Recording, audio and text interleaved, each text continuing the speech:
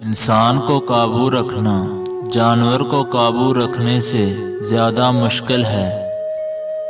مسلمانوں نے علم طب میں مہارت حاصل نہیں کی اور علم کا تہائی حصہ یہود و نصار کے سپرد کر دیا۔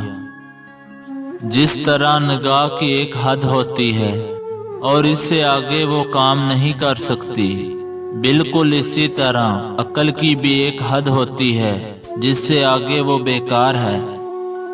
فضول بات مت کرو اور یاد رکھو جو بات تم نے منہ سے نکال دی وہ تمہاری غلام نہیں رہے گی بلکہ تم اس کے غلام ہوگے۔ جو شخص تمہاری رائے کا خواہش مند نہ ہو اسے مشورہ مت دو، نہ تمہاری تعریف ہوگی اور نہ ہی تمہاری نصیحت سے اسے فائدہ ہوگا۔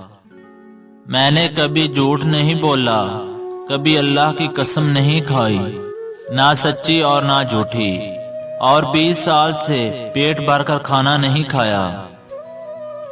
حضرت امام شافعی رحمۃ اللہ علیہ نے فرمایا کہ اس عورت سے ہرگز محبت نہ کرنا جو اللہ سے محبت نہیں کرتی، کیونکہ جو اللہ کو چھوڑ سکتی ہے وہ تمہیں بھی چھوڑ سکتی ہے۔